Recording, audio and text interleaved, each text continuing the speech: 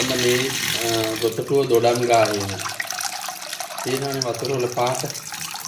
ඉතින් මඩ පාට මේ වගේ උණු කරලා පෙරලා දීුවත් වැඩක් තියෙනවා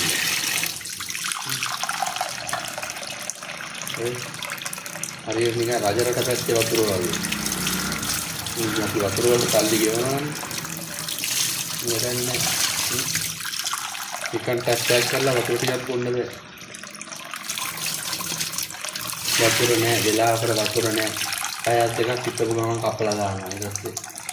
කොහොමද නවත්තලා ඉන්නේ ඉතින් ඒක ගමන් දවල්ට කපනවා වතුර ඉතින් මේවා අපිට ඉන්නේ ඉතින් වතුරට අපි ගෙවනවනේ වතුර බිලක් ගෙවනවනේ